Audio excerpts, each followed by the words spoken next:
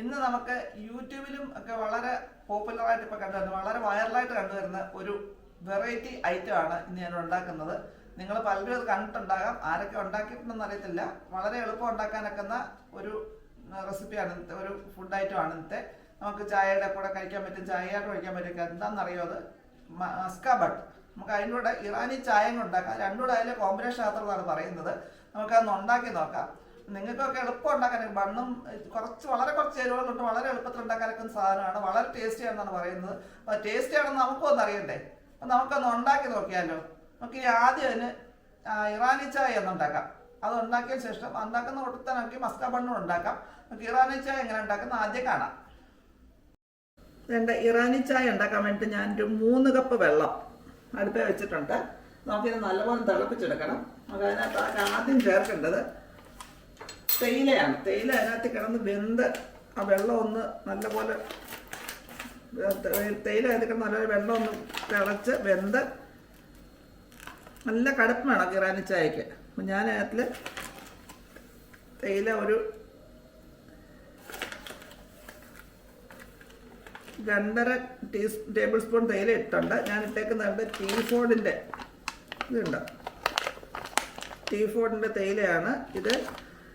ഞങ്ങൾ കഴിഞ്ഞ അവിടെ നിലയ്ക്കലെന്ന് പോയപ്പോഴേ അവിടെ ഇതിൻ്റെ അടുത്തൊരു സ്റ്റോൾ ഉണ്ടായിരുന്നു. അവിടെ നിന്ന് വാങ്ങിച്ചാണ് ഞങ്ങൾ അവിടുന്ന് ചായ കുടിച്ച്. നല്ല കടുപ്പും നല്ല ടേസ്റ്റും ഉള്ള ചായയായിരുന്നു. അപ്പോൾ അതാണ് ഞാൻ ഇട്ടേക്കുന്നത്. ഇനി നമുക്ക് അതിനകത്തേക്ക് ഒരു 3 ടേബിൾ സ്പൂണ് പഞ്ചസാരങ്ങൾ ചേർക്കുക. ഇത്രയും വെള്ളം കൂടുതലുള്ളതുകൊണ്ട്.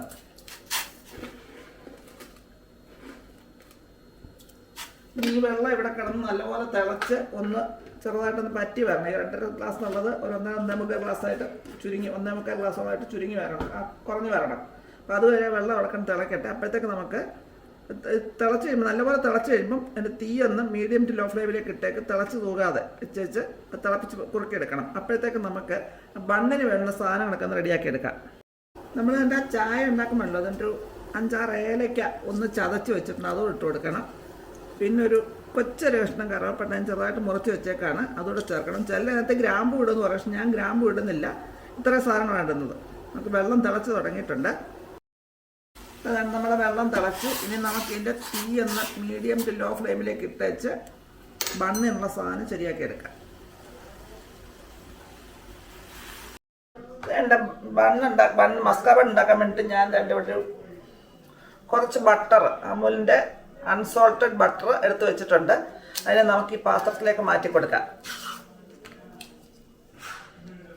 ഫ്രീസറിലിരിക്കുന്നതെങ്കിൽ നമുക്ക് അതിനെ വെളിയിലെടുത്ത് വെച്ച് എല്ലാം അലിഞ്ഞു വന്നതിന് ശേഷം വേണം എടുക്കാൻ.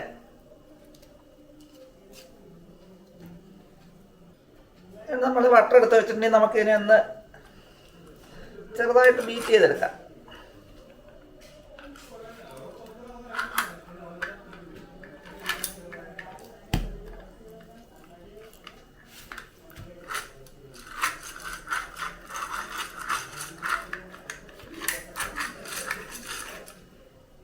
നമ്മൾ തന്നെ ചെറുതായിട്ട് ബീറ്റ് ചെയ്തിട്ടുണ്ടെങ്കിൽ നമുക്ക് ഇതിനകത്ത് ഇച്ചിരി ഒരു 2-3 സ്പൂൺ മിൽക്ക് മെയ്ഡ് ഒഴിച്ചു കൊടുക്കാം. കണ്ടൻസ്ഡ് മിൽക്ക്,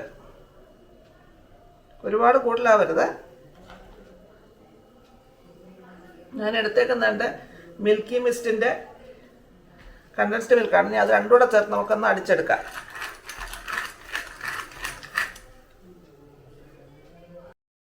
ഇതൊന്ന് അടിച്ചു വെച്ചിട്ടുണ്ടെങ്കിൽ നമുക്ക് ഇതിനകത്തേക്ക് ഒരു ഇച്ചിരി വാനില എസൻസ് കൂടെ ചേർത്ത് കൊടുക്കാം.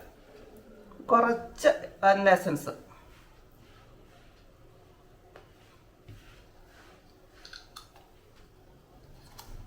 ഇതിലൂടെ ചേർത്ത് നമുക്കിനി ഒന്നുകൂടെ നല്ലപോലെ ഒന്ന് അടിച്ചെടുക്കണം.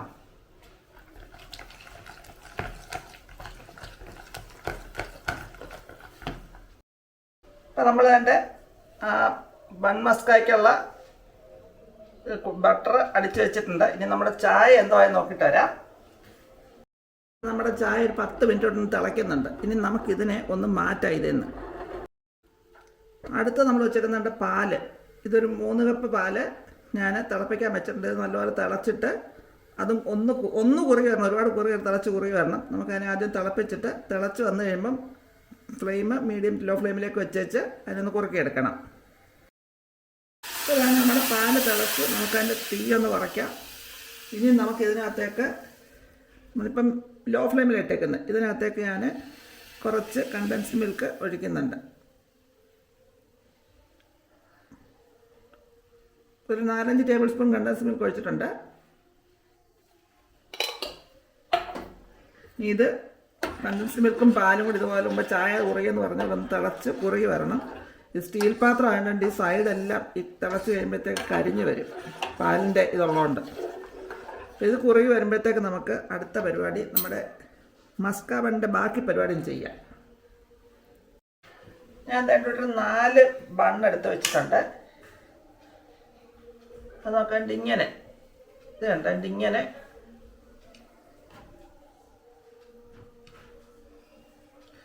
ഈ സൈഡ് വിട്ടുപോകാതെ മുറിച്ചെടുക്കണം. ഈ സൈഡ് വിട്ടു പോകരുത്, ഇതിങ്ങനെ മുറിച്ചെടുക്കേ ആകാവുള്ളൂ. എന്നിട്ട് നമുക്കിനി ഒരു സ്പൂണും കൊണ്ട് ഇച്ചിരി എടുത്ത് വെച്ച ബട്ടർ ഇച്ചിരി ഇതിനകത്തേക്ക് പരട്ടി കൊടുക്കണം. ഇതിൻ്റെ 2 സൈഡിൽ ഇങ്ങനെ പരട്ടണം. ഇതിൻ്റെ 2 സൈഡിലും പരട്ടിട്ടുണ്ടെങ്കിൽ ഇതിനിങ്ങനെ തിരിച്ച് കവർ ചെയ്ത് വെച്ചിട്ട് ഈ സൈഡിലും കൂടെ ഇച്ചിരി ബട്ടർ പരട്ടി ഇങ്ങനെ വെച്ച് കൊടുക്കണം. എളുപ്പമാണ് ഉണ്ടാക്കാനുള്ളത്. ഉണ്ടാക്കാൻ എളുപ്പം. നമുക്ക് ടേസ്റ്റ് ചെയ്ത് നോക്കണം എങ്ങനെയുണ്ടെന്ന് അറിയാം. പറഞ്ഞത്രയും ടേസ്റ്റ് ഉണ്ടെന്നൊക്കെ അറിയണ്ടേ. ഇതുപോലെ ഈ 4 ബണ്ണിനെ ഞാൻ അതുപോലെ ആക്കിയെടുക്കാം. അപ്പോൾ അതാണ്ട് നമ്മുടെ ബണ്ണെല്ലാം റെഡിയാക്കി വെച്ചിട്ടുണ്ട് കേട്ടോ. ഇതുപോലെ റെഡിയാക്കി വെച്ചിട്ടുണ്ടെങ്കിൽ നമുക്ക് ചായ കൂടെ റെഡിയാക്കിക്കൊണ്ട് വരാം. ഇപ്പം നമ്മുടെ കട്ടൻ ചായ റെഡി, പാല് റെഡി. ഇനി നമുക്കതിനെ ഒന്ന് സെറ്റ് ചെയ്തെടുക്കണം. അതിനായിട്ട് ഞാൻ വേണ്ട ചായ ആദ്യം ഗ്ലാസ്സിലേക്ക് ഒഴിക്കുകയാണ്. എന്തായാലും അവിടെ ഒരു സ്പൂണിൽ പണി നിർത്തണം, ആ സ്റ്റൗവിൻ്റെ അടുത്ത്.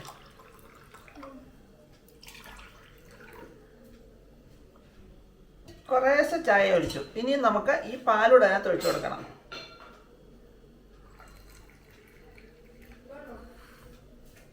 നല്ല സ്ട്രോങ് ചായ ആയിട്ട് ഇട്ടിട്ടുണ്ടോ.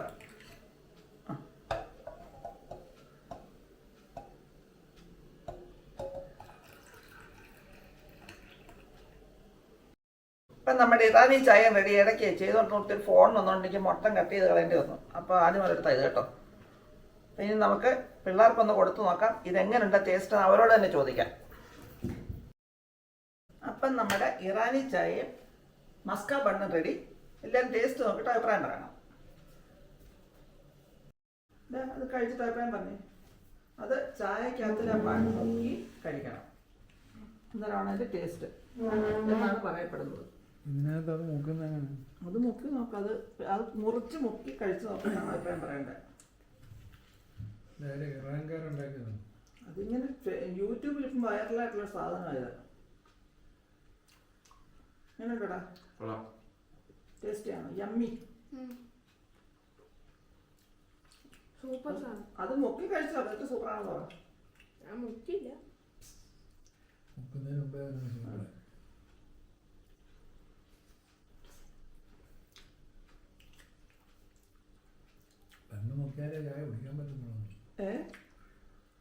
നല്ല സ്ട്രോങ് ചായ, സ്ട്രോങ് ചായ. അങ്ങനെ അതിന്റെ കോമ്പിനേഷൻ ഇറാനി ചായ എന്ന് പറഞ്ഞാൽ സ്ട്രോങ് ആയിരിക്കണം.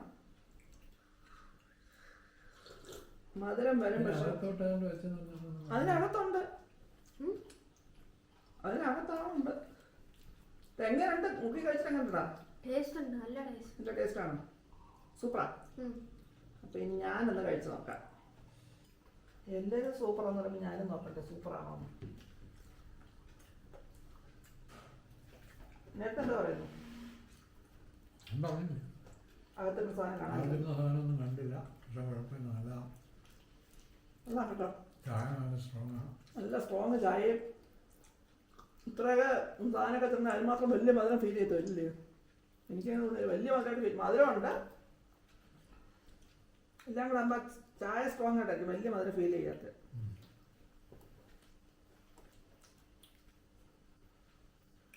സൂപ്പറാ. വല്ലപ്പോഴും ഉണ്ടാക്കാം, എളുപ്പം ഉണ്ടാക്കാനൊക്കെ സാധനമാണ്. വളരെ കുറച്ച് സാധനം മതി. ബണ്ണ് നല്ല സോഫ്റ്റ് ആയിരിക്കണം വാങ്ങിക്കുമ്പം.